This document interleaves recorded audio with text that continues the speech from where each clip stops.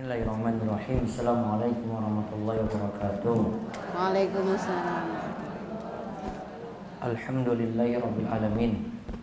Hamdan katsiran thayyiban barakan fi kama yuhibbu rabbuna wa yarda.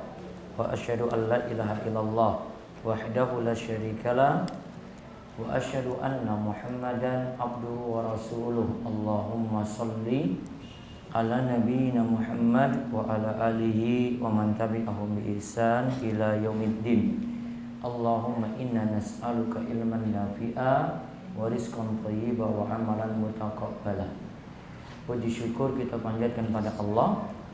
Salawat dan salam semoga tercurah pada Nabi besar, Nabi Sultan dan kita Nabi besar Nabi Agung Muhammad sallallahu alaihi wasallam.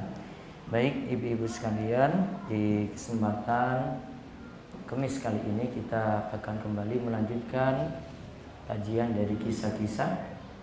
Kali ini serial ke-13 dari pembahasan kisah-kisah teladan yang mudah-mudahan bermanfaat bagi kita sekalian. Kita akan mengulas pembahasan dari kisah Maryam binti Imran, yaitu ibunda dari Nabi Isa alaihissalam.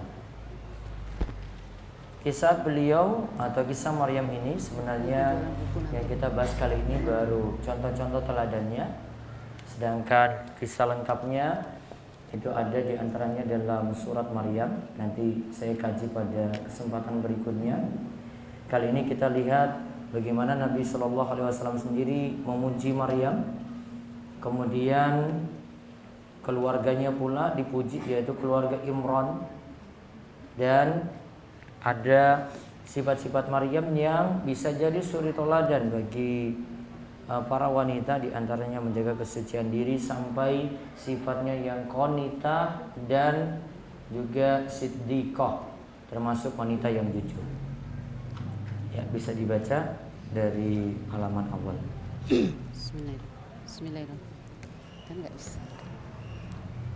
Tes. Teladan dari Maryam. Maryam adalah seorang wanita solehah yang menjaga diri dan kehormatan. Dialah pemuka kaum wanita di surga. Dari Aisyah radhiyallahu anha bahwa Rasulullah sallallahu alaihi wasallam bersabda, pemuka wanita ahli surga ada 4: Maryam binti Imran, Fatimah binti Rasulullah, Hadijah binti Khuwailid, dan Aisyah dan Asiyah. Baik, hadis riwayat Hakim disebut sayyidat. Sayyid itu secara bahasa artinya pemuka, tokoh. Maka ada istilahnya sayyid dari sisi manusia, ada juga kita temukan dari sisi bacaan. Contoh, ada bacaan istighfar yang ini jadi sayyid, disebut sayyidul istighfar. Allahumma anta rabbi la ilaha illa anta khalaqtani wa ana 'abduka wa ana ala ahdika wa ahdika mastata'tu a'udzu bika min syarri ma sana'tu abu laka bi ni'matika alayya wa abu bi dzambi faghfir li fa innahu la yaghfiru dzunuba illa anta. Itu namanya sayyid. Artinya itu bacaan istighfar yang paling utama. Itu bacaan istighfar yang paling utama. Itu jadi bacaan untuk zikir pagi dan petang.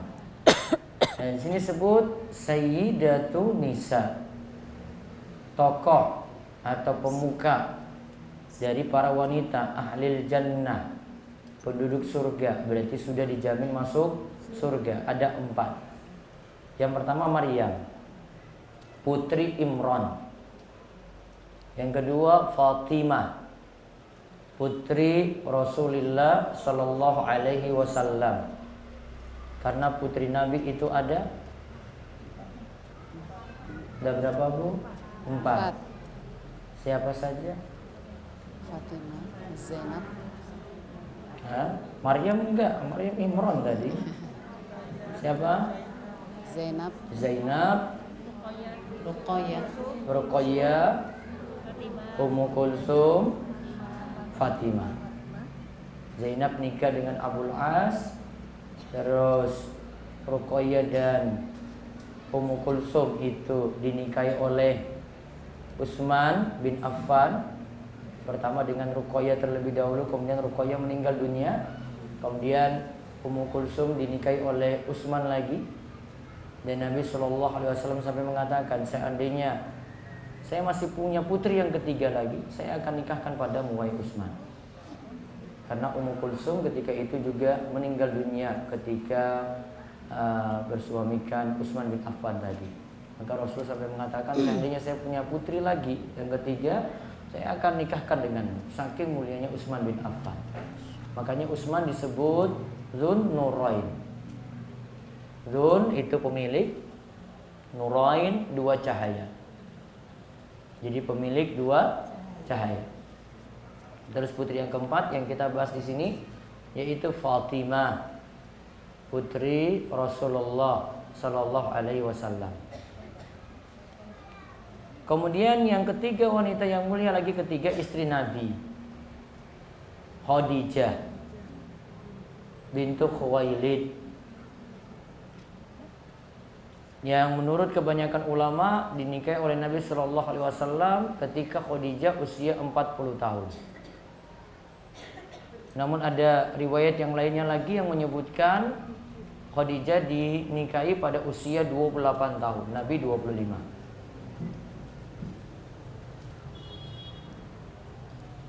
Sebagian tidak menyetujui 40 karena ketika menikah dari Khadijah itu lahir 4 putri tadi, kemudian 2 putra.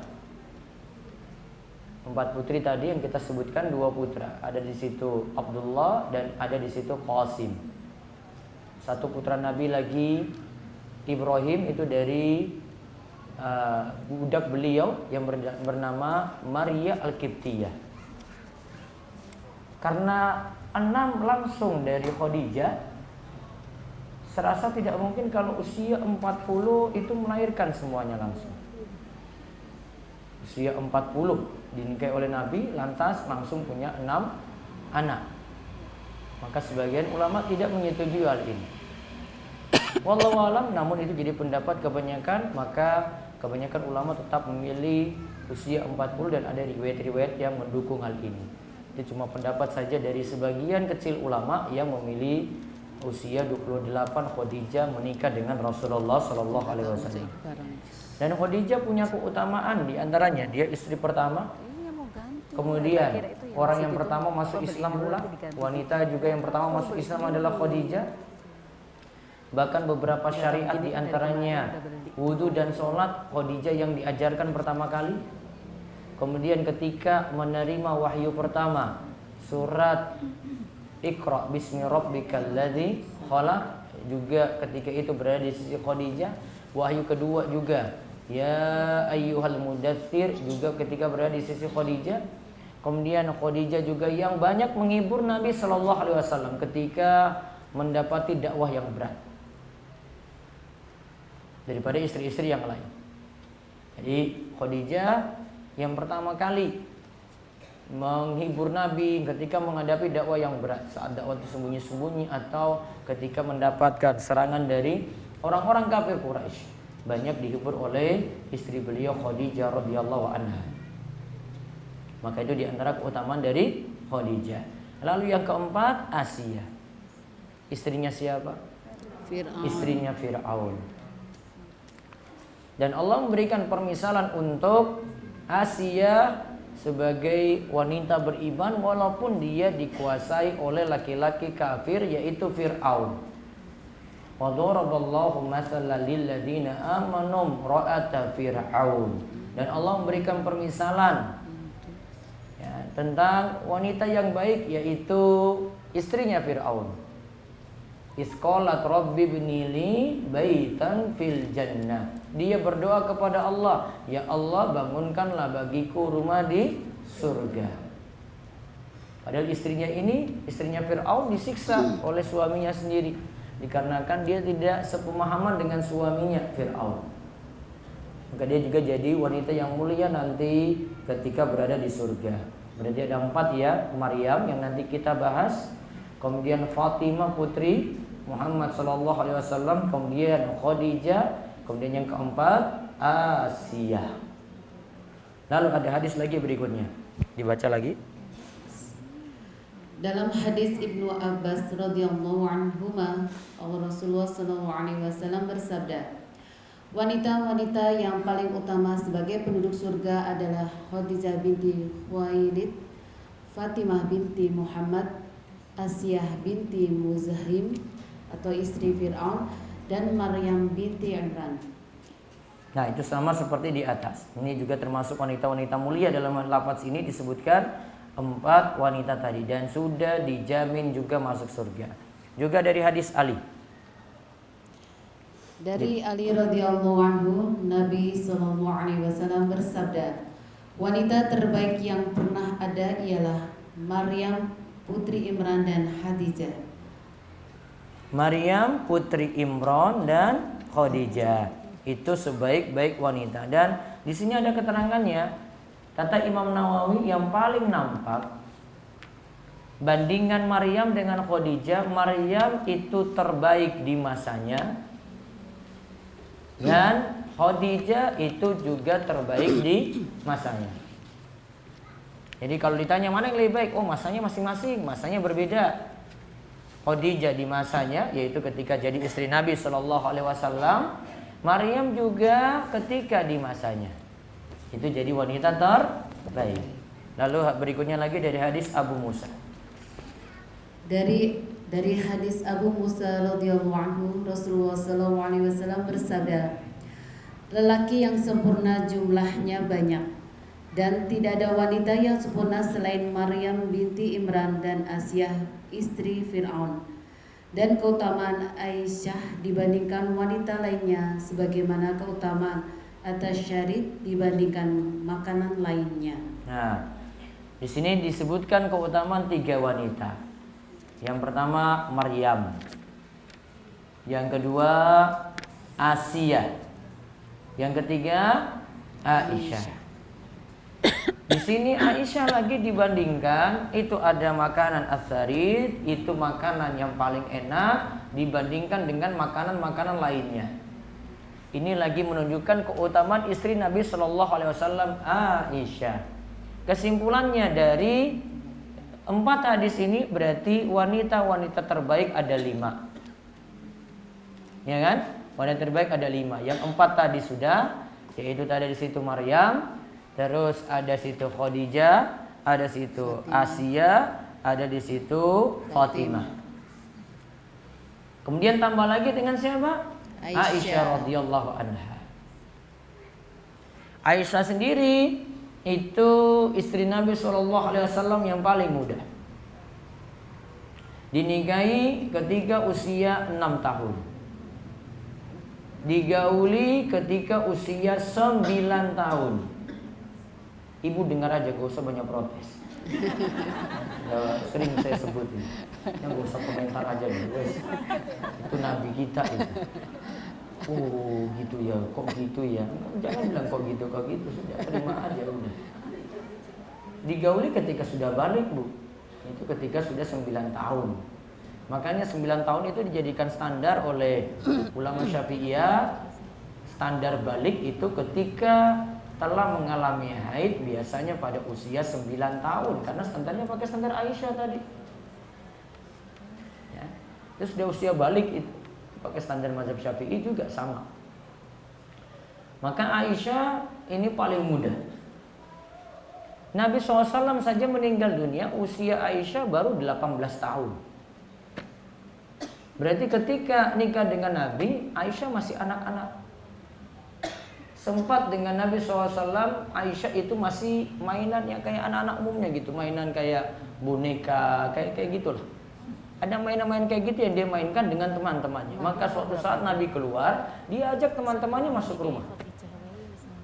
Kemudian Nabi tiba-tiba pulang. Terus dia bilang teman-temannya, ayo sembunyi. Nabi pulang, lagi main. Lagi main layaknya anak-anak. Itu belum balik gitu. Lagi main layaknya anak-anak. Kadang Nabi SAW dengan Aisyah itu balapan lari, lomba lari.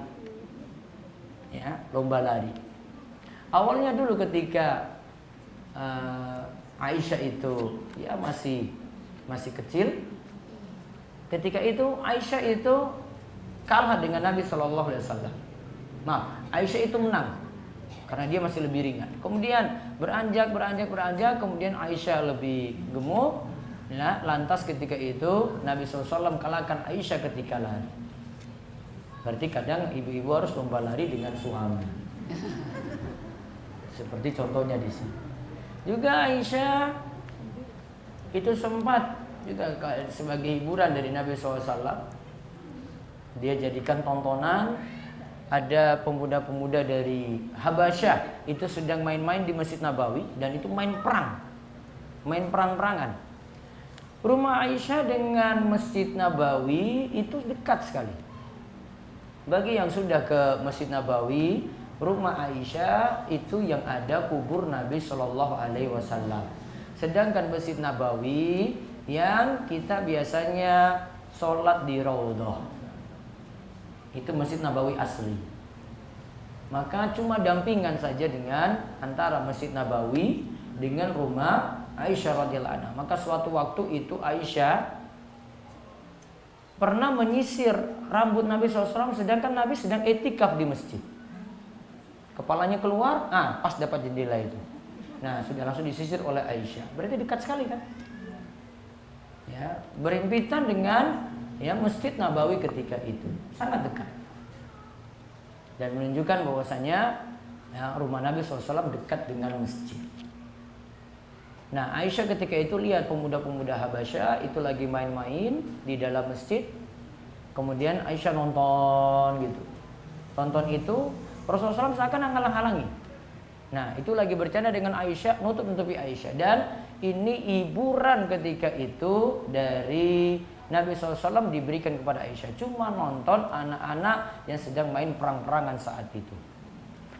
Nah, ini contoh bagaimana kehidupan Nabi SAW dengan Aisyah. Ada kehidupannya masih anak-anak, ada kehidupannya ketika dia itu sudah dewasa juga ada. Dan kenapa Nabi SAW memilih Aisyah itu yang dinikahi, yang masih perawan yang dinikahi? Karena ketika itu Aisyah dibutuhkan dari sisi hafalan. Karena istri Nabi SAW yang lainnya itu sepuh-sepuh 50. Kalau disuruh hafalan gimana? Kuat nggak? Benar hafal hadis ini masalahnya. Maka Aisyah yang paling menonjol ketika itu dari istri-istri Nabi SAW dari sisi hafalan. Itulah urgennya atau pentingnya Nabi memilih dari istri-istri yang 11 ya tadi. Hanya kan 11. 2 meninggal ketika Nabi SAW masih hidup, berarti sisa 9. Dari 9 yang ada yang masih hidup ketika beliau meninggal, yang dipilih Aisyah tadi, ya dari segi hafalan, ya itu sangat penting sekali. Biar hadis-hadis itu terjaga. Karena perlu sekali hadis-hadis itu dari Aisyah langsung, dikarenakan nanti yang peristiwa-peristiwa dalam rumah cuma istri-istri beliau yang tahu. Sehingga harus yang muda yang menguasai hal ini. Maka ketika para sahabat dari sisi hafalan hadisnya itu mereka kurang, ingin bertanya tentang masalah hadis, mereka bertanya pada Aisyah radhiyallahu anha. Nah, itu contoh ya wanita-wanita yang mulia dari 5 tadi. Di antara 5 tadi ada Maryam, putri Imran. Sekarang kita lihat keluarganya, bapaknya Maryam, yaitu keluarga Imran. Kita biasanya tahu saja tentang Maryam, namun nggak tahu keluarganya itu siapa. Nanti ada silsilahnya di sini. Bahkan keluarganya ini nanti dari keturunan Nabi juga. Coba dibaca di bawahnya. Mengenal keluarga Imran. Mengenal keluarga Imran. Keluarga Imran adalah keluarga mulia dalam kurun sejarah. Allah memilih mereka dibanding keluarga lainnya adalah tanda nyata keagungan mereka. Allah Ta'ala berfirman, nah, innallaha astafa Adama wa Nuhan wa ala Ibrahima wa ala Imrana alal alamin zuriyatan ba'duha min ba'd wallahu sami'un alim. Dibaca artinya. Sesungguhnya Allah telah memilih Adam, Nuh, keluarga Ibrahim, dan keluarga Imran melebihi segala umat di masa mereka masing-masing, sebagai satu keturunan yang sebagiannya turunan dari yang lain. Dan Allah Maha mendengar lagi Maha mengetahui. Quran Surat Ali Imran ayat 33-34. Nah, di sini disebutkan Allah memilih Adam, Nabi pertama, makhluk pertama. Kemudian juga dipilih Nuh, Rasul pertama. Dan Nuh juga jadi bapak kedua. Kita itu bapak manusia itu yang pertama Adam, yang kedua itu Nuh alaihissalam. Kenapa Nuh alaihissalam? Karena di masa Nabi Nuh apa yang terjadi? Peristiwa apa yang terjadi di masa Nabi Nuh? Banjir. Nah, banjir besar. Ketika terjadi banjir besar ketika di masa Nuh tadi, maka seluruh makhluk itu mati kecuali dari keturunan Nuh saja. Yang ikut dengan Nuh di atas kapal, nah itu yang selamat. Yang lainnya semua hancur dengan datangnya banjir tadi. Maka tersisa ya Nuh jadi bapak manusia juga. Berarti bapak manusia ada dua. Yang pertama siapa? Adam, yang kedua Nuh alaihissalam. Terus di situ ada Nuh, ada keluarga Ibrahim, dan Ibrahim ini jadi bapak para nabi. Keturunannya Nabi Ibrahim siapa? Ibu-ibu. Keturunannya Nabi Ibrahim siapa? Anaknya siapa? Ismail. Ibunya Ismail sinten? Hajar. Terus yang kedua? Ishak. Ibunya Ishak? Sarah. Yang anak pertama yang mana? Ishak apa Ismail? Ishak. Walaupun istri pertama Hajar. Ketika nikah dengan Hajar belum dapat keturunan. Terus disarankan nikahi saja pembantu saya. Kok nikah dengan Hajar sih? Nikah dengan Sarah. Belum dapat keturunan. Kemudian disarankan nikah dengan pembantunya si Sarah tadi, nikahnya dengan Hajar. Akhirnya punya anak Ismail. Kemudian dengan Sarah akhirnya ada Ishak. Ya, maka Ismail dulu baru kemudian Ishak. Walaupun istri pertama tadi Sarah apa Hajar? Sarah. Nah, tadi istri pertama Sarah, kemudian Hajar. Nah, Ibrahim ini bawa keturunan tadi dua, dari keturunan Ismail nanti sampai Nabi kita Muhammad sallallahu alaihi wasallam. Dari keturunan Ishak di bawahnya siapa? Yusuf, Yakub. Yusuf sinten Yusuf? Yakub dulu. Siapa? Yakub. Yusuf. Ya, Yakub nama lainnya Israel. Kemudian Yakub punya 12 keturunan. Ada di situ diantaranya Yusuf, ada di situ Binyamin. Nah, itu nanti keturunan Bani Israel itu besar. Nanti di bawahnya ada Nabi Musa, Nabi Daud, ya, sampai pada Nabi Isa alaihissalam. Nah, di antara keturunan tadi itu ada keluarga Imran. Yang jadi kalau ditarik garis keturunannya itu sampai Ibrahim. Keluarga Imran itu sampai Ibrahim. Sampai Musa sampai Ibrahim. Nah, coba lihat silsilahnya disebutkan keluarga Imran. Keluarga Imran dinisbatkan kepada seseorang yang bernama Imran bin Matsan bin Al-Azal bin Al-Ayud bin Sulaiman bin Daud alaihissalam. Nah, di situ ada titik-titik, berarti masih ada lagi ke atas sampai pada Sulaiman sampai pada Daud. Terus nasabnya tersambung hingga ke Nabi Daud alaihissalam. Dalam bahasa Ibrani, Imran disebut sebagai Imron. Dalam buku-buku Nasrani namanya disebut dengan Yuhakim. kemudian keluarga Imran adalah turunan atau cabang terakhir orang-orang beriman dari turunan Bani Israel. Namun antara mereka dengan Nabi Yakub terpisah beberapa kurun lamanya. Nah, itu berapa kurun lamanya dari Nabi Yakub. Ingat ya, Yakub nama lainnya Israel. Anak-anaknya 12. 12 ini jadi suku besar Bani Israel. Jadi suku besar Bani Israel. Nah, turunannya nanti para nabi-nabi lagi yang lainnya. Ada situ Yusuf, ada di situ Binyamin, ya, itu keturunannya. Nah, di bawahnya nanti ada nabi-nabi yang lainnya. Nah, berarti keluarga Imran masih keturunan Bani Israil. Ditarik garis keturunan sampai Yakub. Di atas Yakub Ishak, di atas Ishak Ibrahim. Itulah dilahirkan garis keturunan yang mulia. Maka ingat kaidahnya, Bu, siapa yang menjaga aturan Allah, dia jadi orang beriman yang benar, maka nanti garis keturunannya juga Allah akan senantiasa jaga di atas keimanan. Itu kaidah dasar itu, Bu. Asalnya kayak gini dulu. Entah nanti ada yang menyimpang itu karena sebab yang lain. Namun asalnya keturunan yang baik, nanti bawa juga keturunan yang baik ke bawah. Ya, bawa keturunan yang baik ke bawah.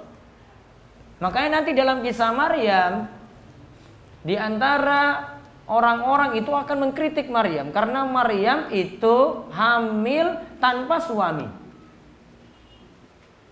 Namun orang-orang nggak bisa mengkritiknya karena lihat saja keturunan Maryam itu siapa.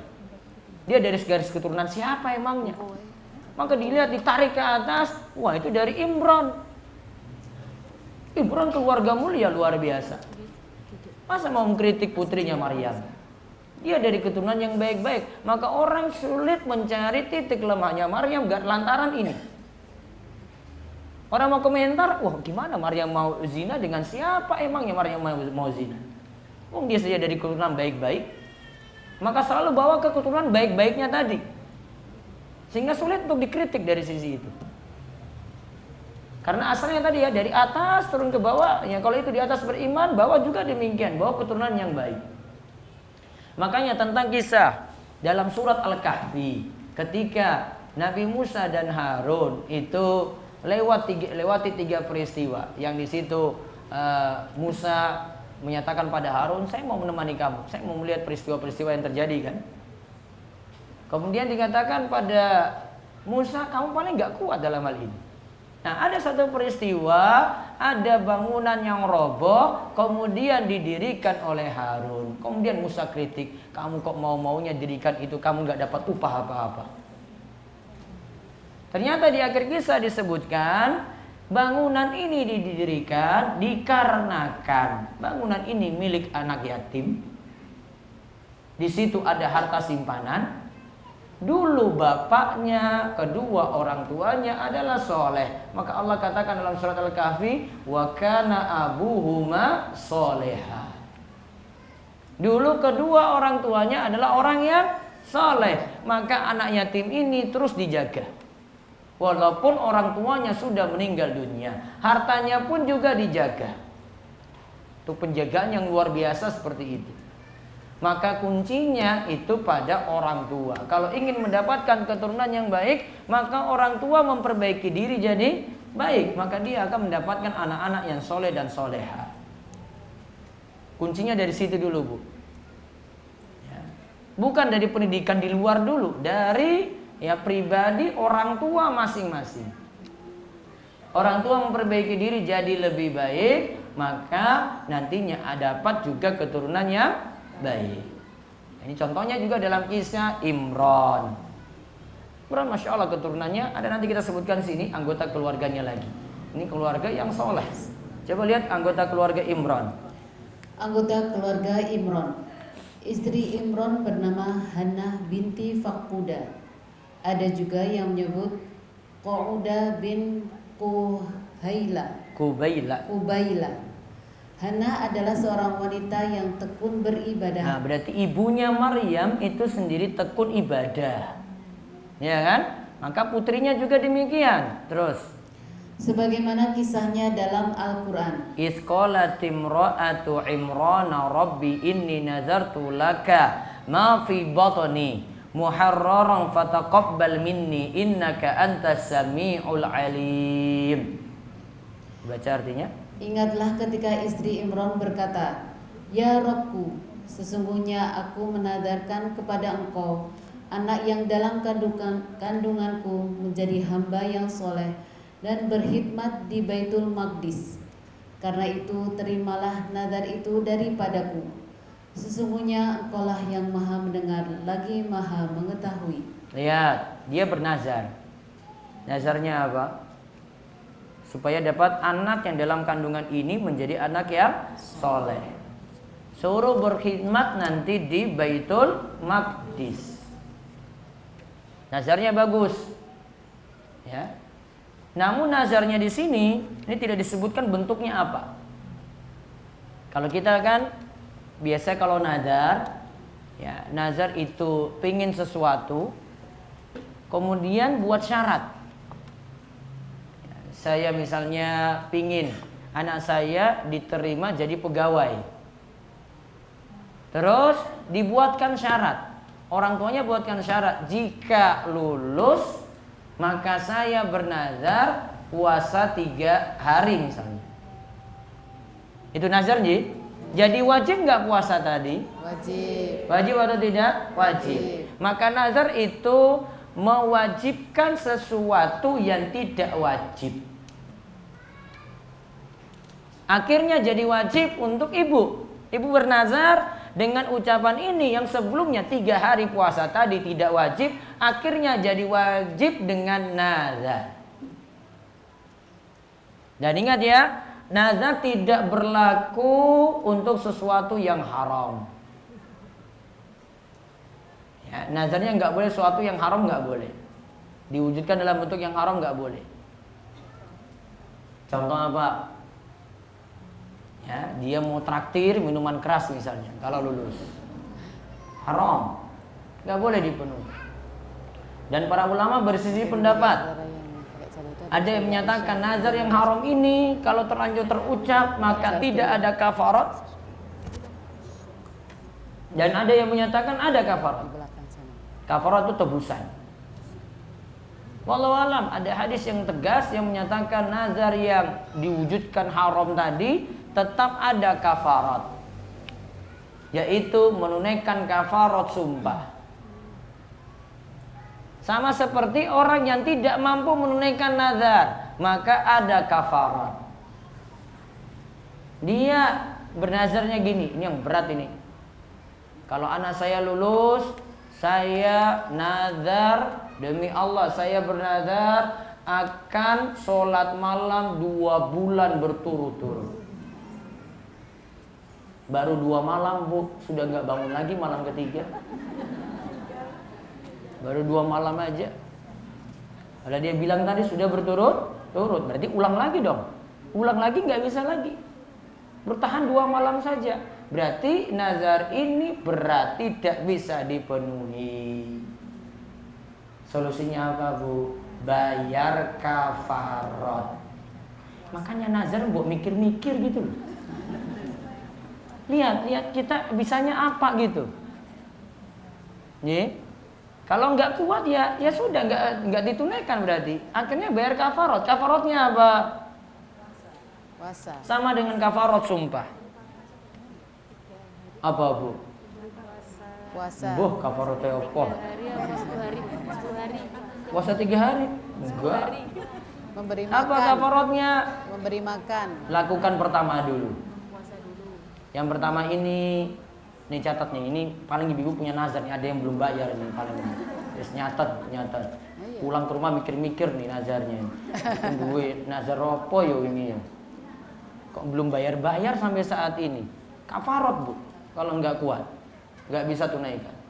Lakukan yang poin pertama. Membebaskan 1 orang budak. Atau, ingat ya ada kalimat atau, berarti milih. Atau memberi makan 10 orang miskin. Atau lagi, pilihan ketiga, ya. Atau memberi pakaian kepada 10 orang miskin. Pilih dulu ini ya, 3 di antara 3 ini. Oh budak gak ada Ustadz, ya sudah berarti memberi apa tadi? Memberi makan 10 orang miskin. Kalau sebut makan berarti makan. Jangan kasih snack, jangan kasih Indomie. Makan nasi bungkus.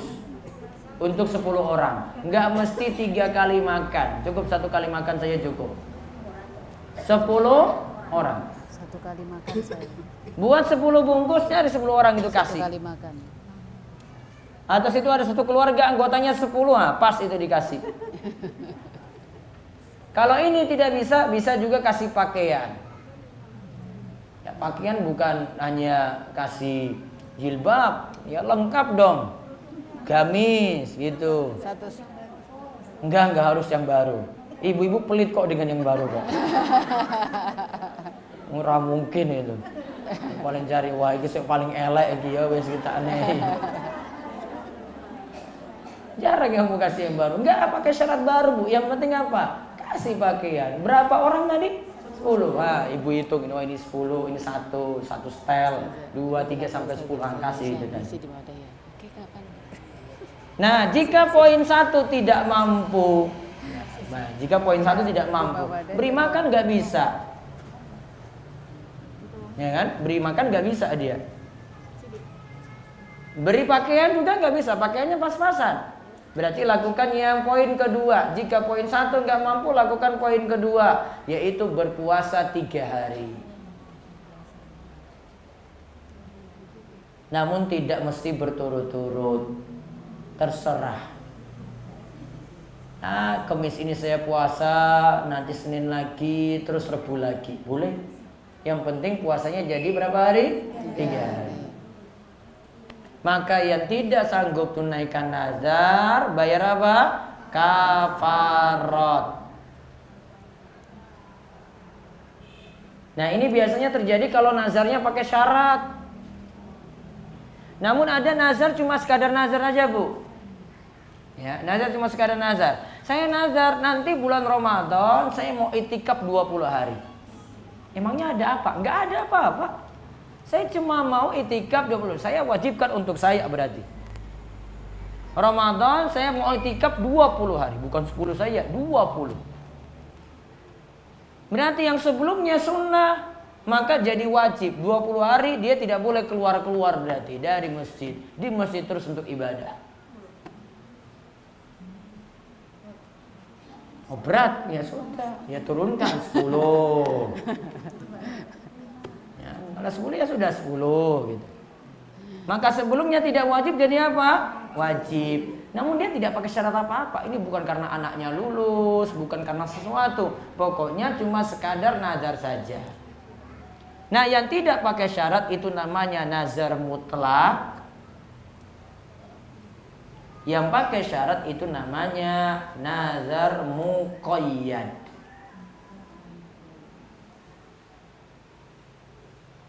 Ya. Adapun nazarnya Maryam tadi, ibunya ya, pokoknya anak saya nanti dia akan mengabdi berkhidmat pada Baitul Maqdis. Apa Baitul Maqdis? Masjidil Aqsa. Dia mengabdi di situ.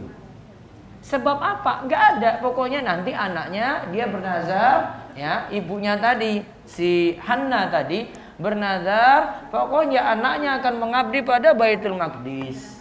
Dan Baitul Maqdis itu bangunan masjid kedua yang dibangun di muka bumi setelah Masjidil Haram.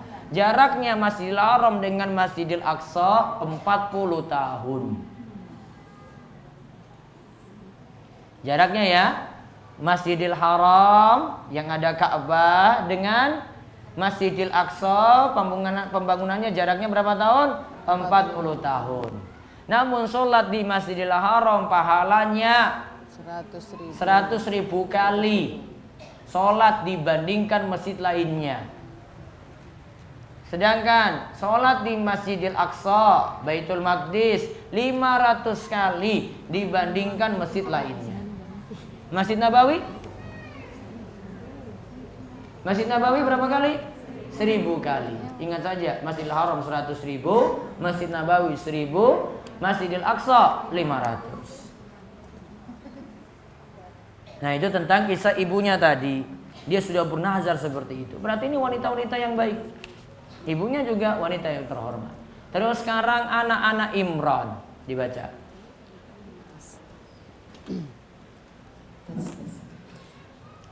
Anak-anak Imran yang pertama adalah Asya.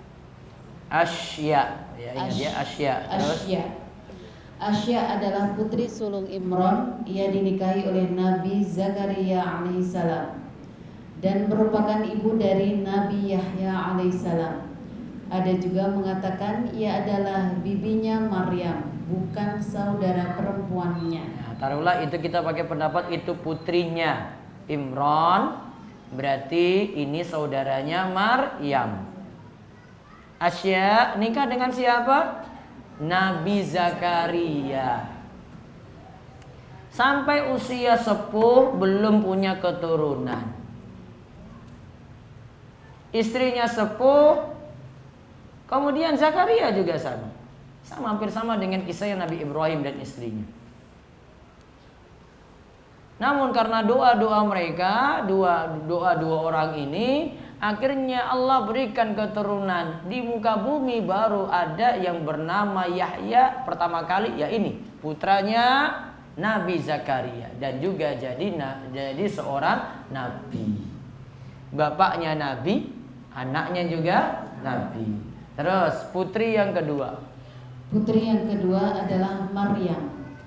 Maryam adalah wanita ahli ibadah dan suci yang merupakan ibu dari kalimat Allah, Nabi Isa alaihissalam. Putri Imran yang satu ini adalah wanita terbaik dan tersempurna. Nah, wanita terbaik dan tersempurna. Jadi ibu lagi mempelajari wanita terbaik dan tersempurna di muka bumi. Nah, dia putri Imran. Putranya siapa? Siapa putranya? Maryam, Isa. Berarti Nabi Isa dengan Yahya hubungannya apa? Sepupu. Nabi Isa dengan Zakaria hubungannya apa? Pamannya. Ya, itu pamannya itu. Karena itu dari saudara ibunya kan? Dia panggil paman. Maka punya hubungan dekat antara keluarga tadi Maryam dengan Nabi Zakaria. Berarti Nabi Zakaria dengan Maryam hubungannya apa? Nabi Zakaria dengan Maryam hubungannya apa? Ipar. Ya kan? Ipar. Ipar aturannya gimana, Bu? Mahram apa bukan? Bukan. Bukan. Mahram apa bukan? Bukan. Ya jelas bukan. Mahramnya mahram selamanya apa mahram sementara? Sementara.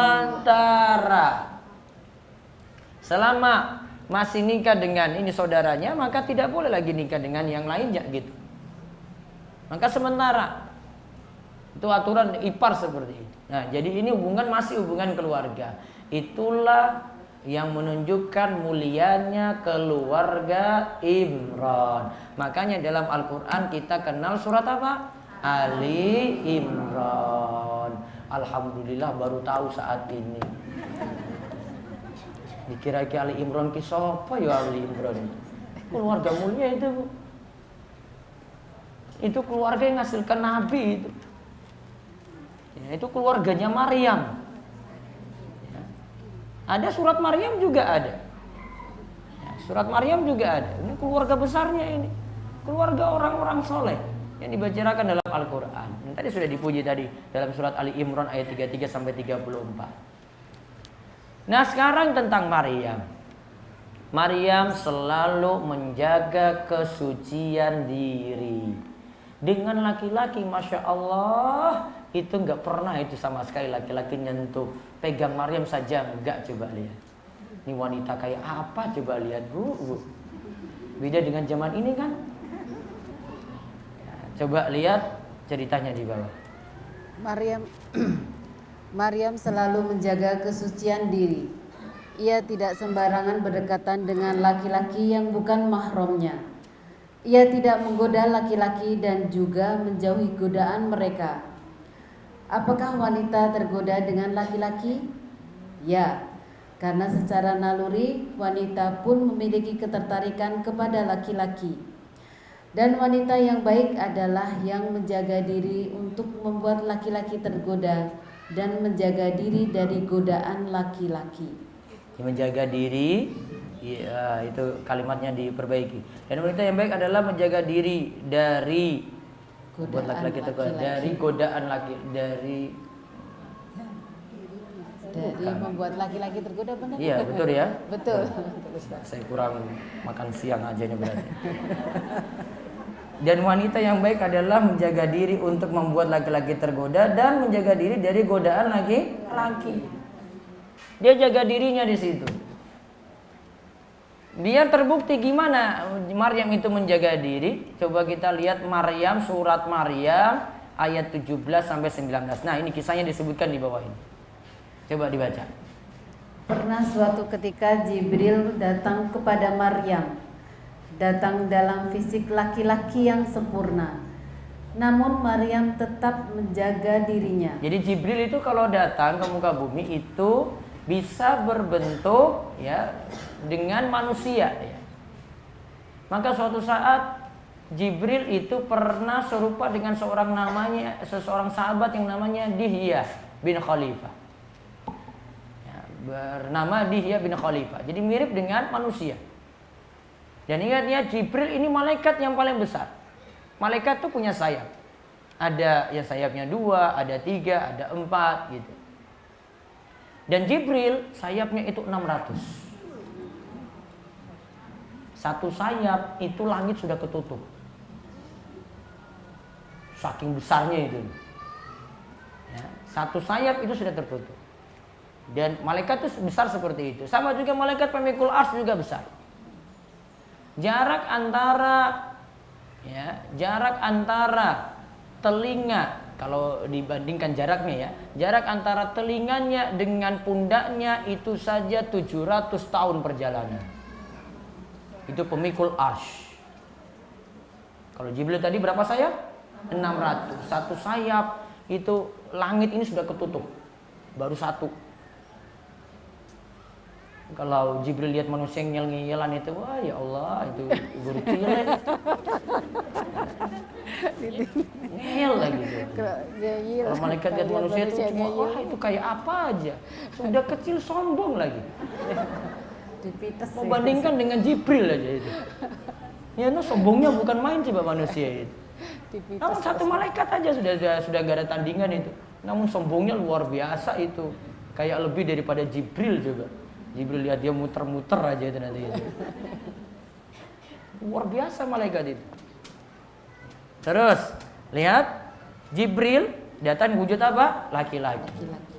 Nah, jadi seolah-olah ini kan Maryam nggak pernah ketemu. Maka yang dikatakan di sini fattakhadzat min dunihim hijaba. Fa arsalna ilaiha ruhana. Fatamassala laha basyaran sawiyya.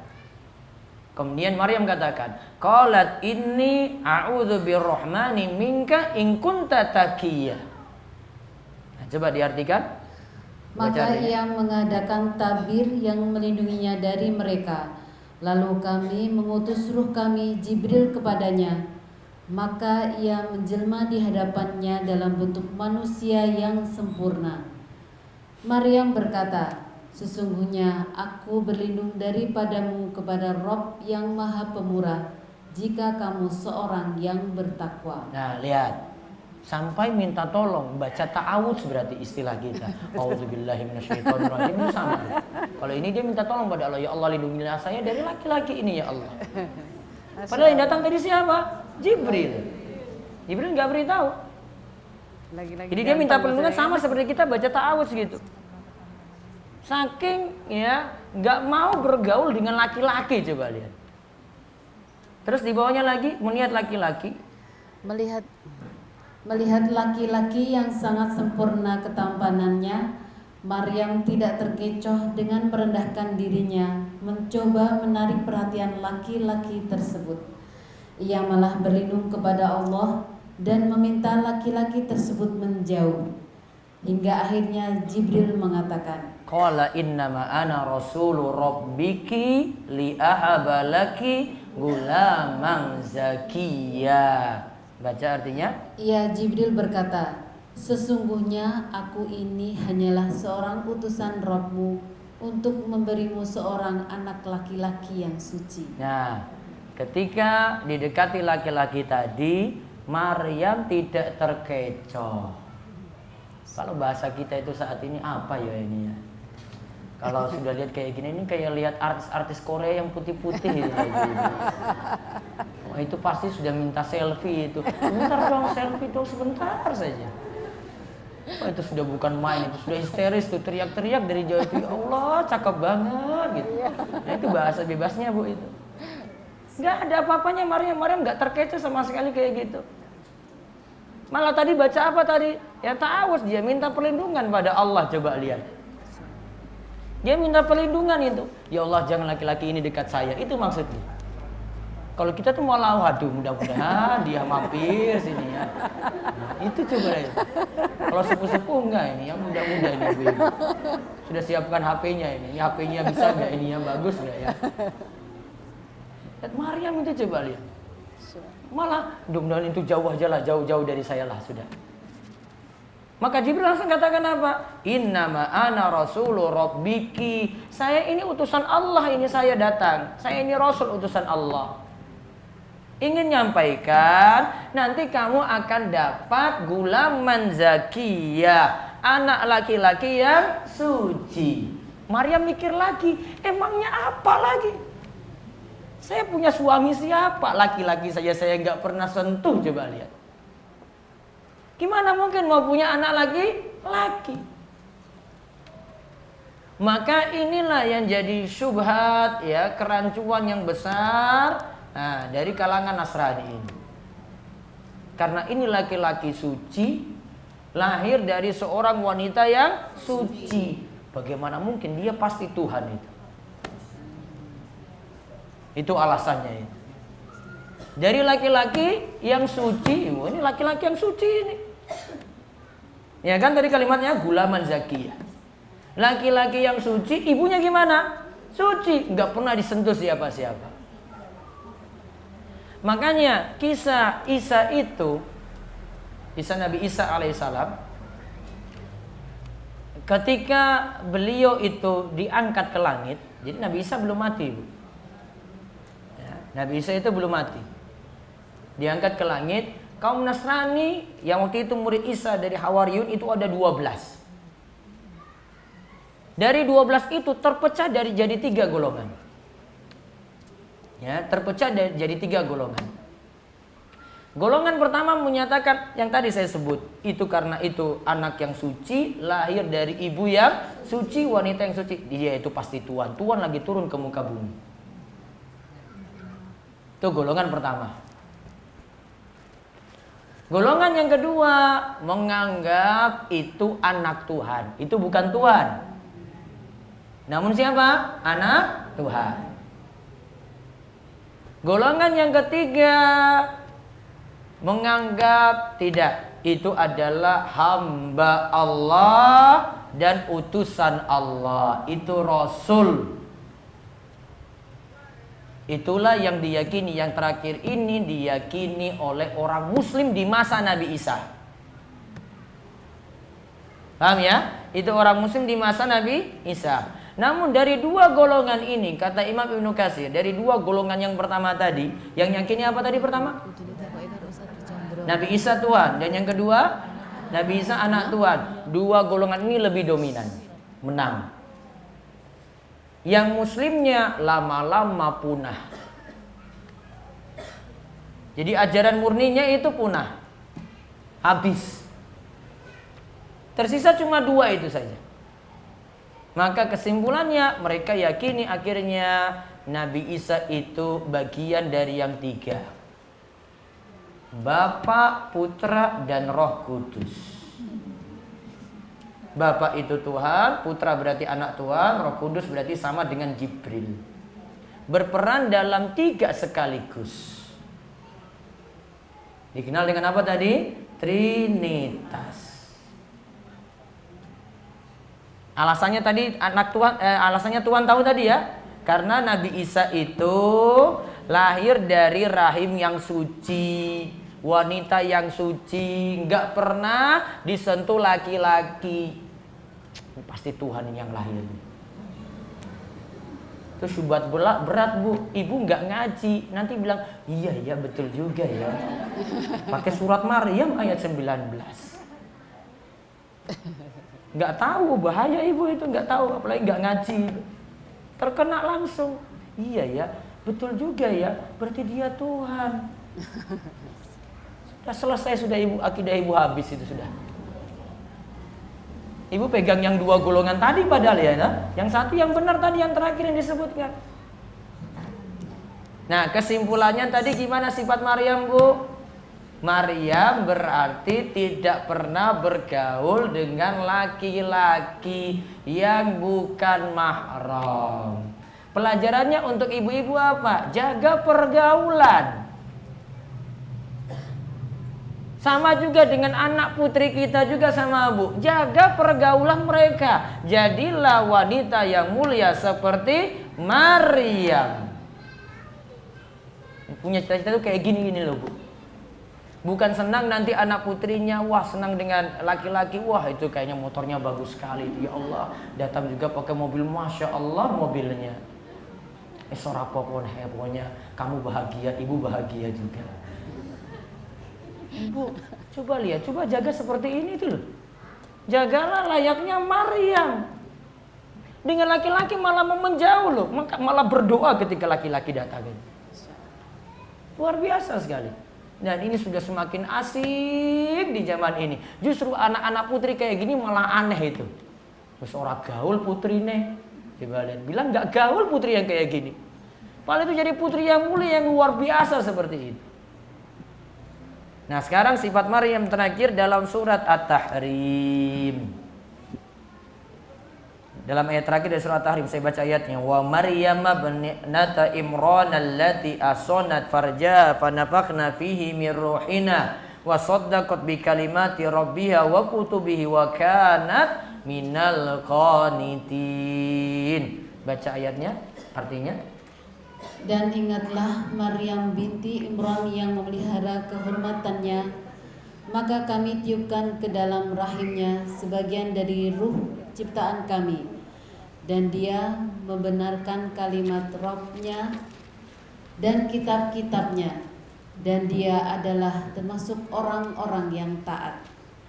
Surat At-Tahrim ayat 12. Ini ayat terakhir saking surat At-Tahrim. Menjelaskan di sini, lihat Maryam putri Imran, sama seperti kisah tadi kita bahas Imran ya. Allati as-sonat farjaha, yang menjaga kemaluannya. Maksudnya apa? Tidak berzina. Fanafakhna fihi mir ruhina, kami tiupkan ruh. Kami tiupkan ke dalam rahimnya sebagian dari ruh ciptaan kami. Terus wasaddaqat bi kalimati rabbiyya, membenarkan perkataan Allah. Berarti dia membenarkan kitab sucinya. Kemudian wa kanat minal qanitin, dan Maryam termasuk wanita yang taat. Nah, coba lihat penjelasannya dulu baru kita simpulkan sifat Maryam ini apa saja. Baca di bawahnya, Bu. Ia adalah wanita terhormat yang menjaga dirinya dari zina karena kesempurnaan agama dan penjagaan dirinya. Iffah.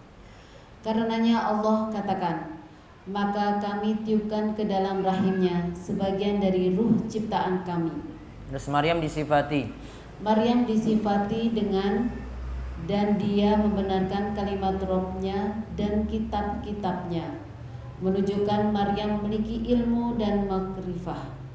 Karena membenarkan kalimat Rabb-nya menunjukkan Maryam membenarkan semua ajaran din dan membenarkan setiap takdir Allah. Sedangkan membenarkan kitab-kitabnya berarti ia mengenal kitabnya.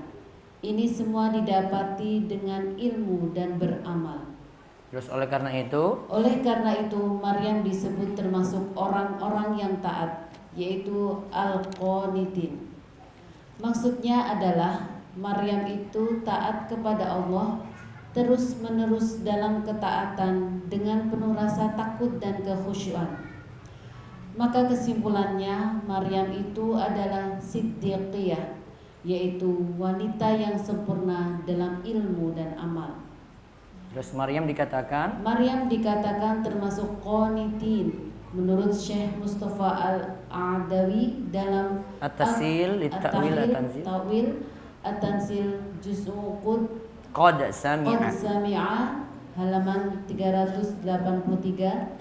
Yang dimaksud adalah Maryam termasuk dari kaum yang qanitin, yang taat. Ayat ini untuk menyanggah perkataan kaumnya yang mengatakan, Ya ukhta Haruna makana abuki imra'a sau'in wa makanat ummuki baghiyya. hai saudara perempuan Harun, ayahmu sekali-kali bukanlah seorang yang jahat dan ibumu sekali-kali bukanlah seorang pezina. Quran Surat Maryam ayat 28. Nah sekarang lihat, kenapa disebut Maryam itu saudaranya Harun. Lihat catatan di bawah. Catatan, disebut saudara perempuan Harun karena Harun itu saudara Maryam. Orang-orang dulu biasa menamakan anak dengan nama para nabi. Namun Harun di sini bukanlah Harun bin Imran yang merupakan saudara Musa yang terpaut kurun waktu yang begitu panjang. Nah berarti ada saudaranya yang lainnya itu Harun.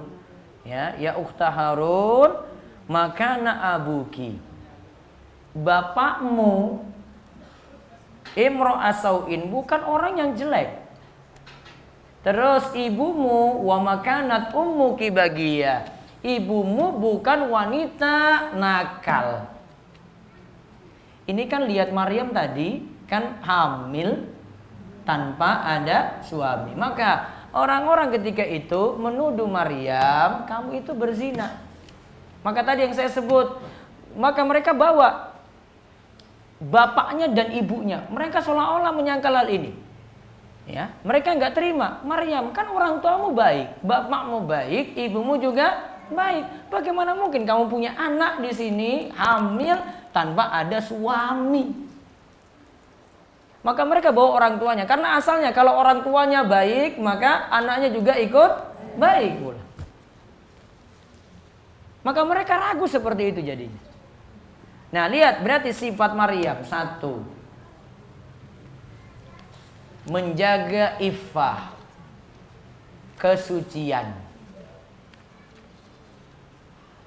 Terutama tadi ya, dari bergaul dengan lawan jenis.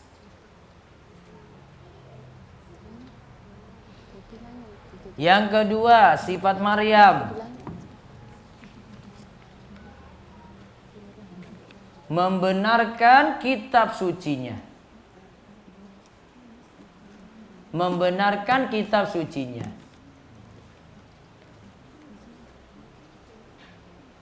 Terus yang ketiga, sempurna dalam ilmu dan amal. Nah, dia disebut siddiqiyah. Sempurna dalam ilmu dan amal. Disebut apa? Siddiqiyah. Terus yang keempat, wanita yang taat ibadah.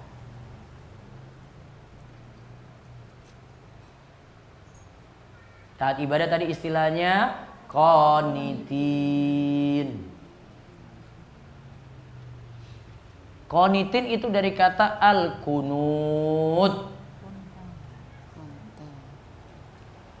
Kunut itu secara bahasa artinya bisa maknanya berdiri yang lama, bisa maknanya itu terus-menerus dalam ibadah.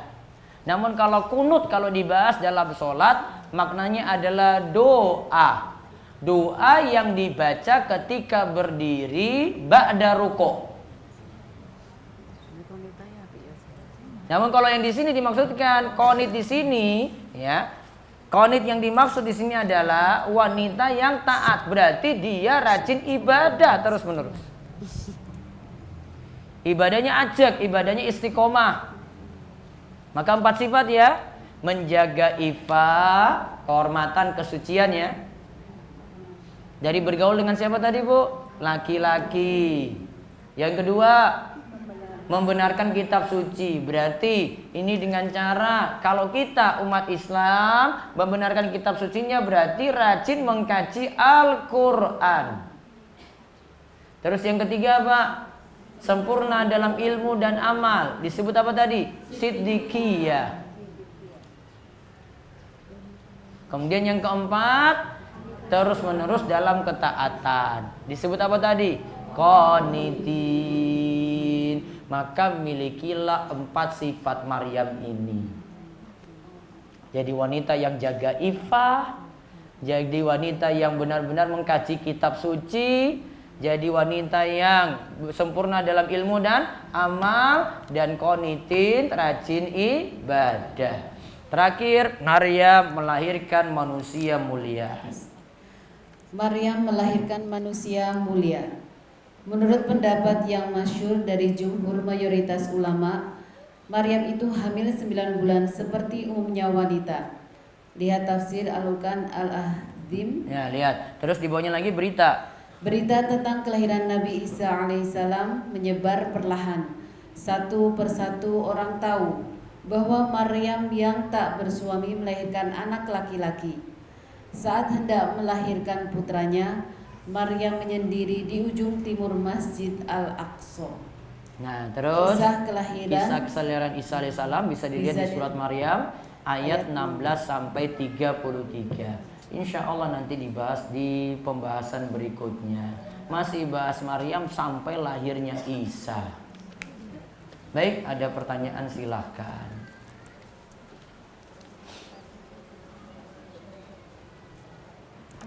Nanti ibu-ibu terakhir ada buku prediksi akhir zaman. Jamaah yang belum dapat bisa meminta nanti di panitia, Ji. Sudah disediakan stoknya banyak insya Allah. Yang belum dapat saja. Ada nanya Bu? Monggo.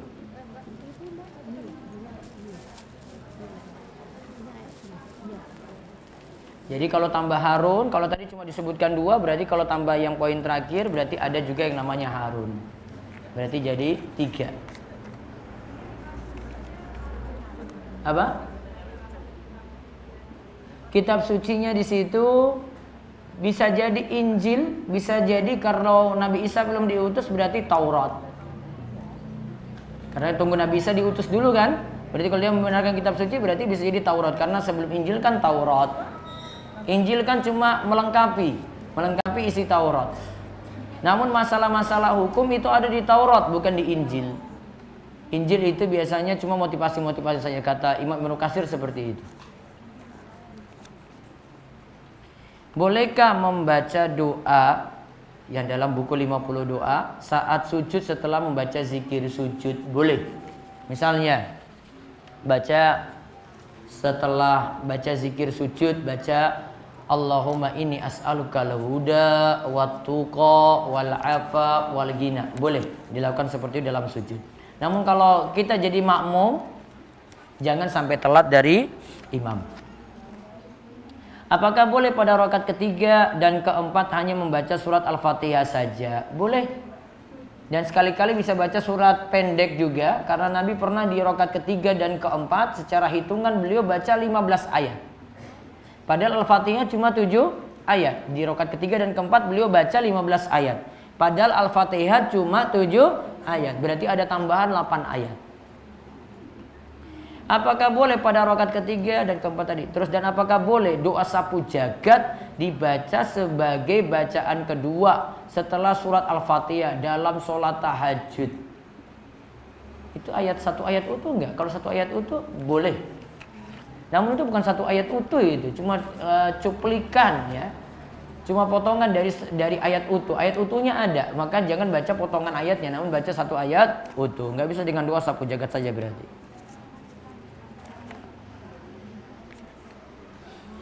Arisan yang diawali dengan tadarusan dulu, dan bagaimana kalau yang tidak diawali tadarus dulu? Karena niat awal dari arisan tersebut adalah silaturahim. Boleh-boleh saja, tidak terlarang. Karena bukan keharusan juga. kita arisan 100.000 tapi 25.000 untuk konsumsi peserta, meskipun nggak datang tetap bayar 100.000. Bagaimana hukumnya? Wallahu alam, sesuai dengan kesepakatan tidak masalah. Itu bukan masuk dalam kullu qardin jar manfa'a fa huwa riba. Kok ada yang bilang dari wanita muslimah pakai hijab tidak wajib? Ini bagaimana penjelasannya? Ibu banyak ikuti berita ya, maksudnya itu malas nanggapi ya. Wong sudah jelas nyelisih dalil kok. Ngapain diikuti? Mau ikuti Nabi apa ikuti wong Indonesia? Ikuti Nabi aja deh, wes rampung. Bagaimana hukumnya wanita yang haid mengaji surat Al-Kahfi di masjid secara berjamaah setiap malam Jumat, yang semua jamaahnya wanita? Berarti ini kembali ke hukum, bolehkah wanita haid membaca Al-Quran? Pendapat yang paling kuat, wanita yang sedang haid masih boleh baca Al-Quran. Namun yang tidak dibolehkan adalah menyentuh mushaf secara langsung. Menyentuh mushaf secara langsung. Mushaf yang dimaksud mushaf yang dalam bahasa Arab. Maka bisa dilakukan dengan dua solusi. Yang pertama, baca Al-Quran versi terjemahan. Yang kedua, baca Al-Qurannya dengan memakai sarung tangan. Ustadz, saat ini saya sedang menghindar dari keluarga di kampung, bukan tanpa sebab. Karena saya merasa selalu jadi orang yang selalu disalahkan, bahkan untuk hal yang tidak saya lakukan sekalipun. Intinya saya selalu di underestimate terus oleh keluarga, termasuk ibu. Saya menghindar semata supaya tidak terpancing emosi. Menurut Ustadz, salahkah tindakan saya ini? Boleh-boleh saja, yang penting tetap jalin hubungan dengan keluarga.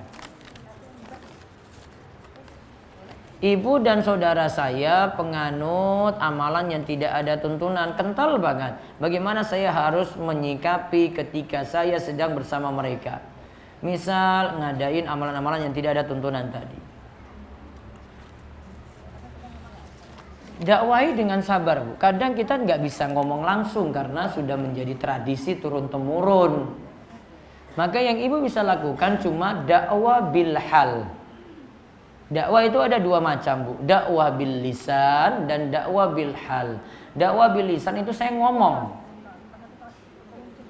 Ada dakwah bil hal, yaitu dakwah dengan cuma menunjukkan tindakan atau perilaku.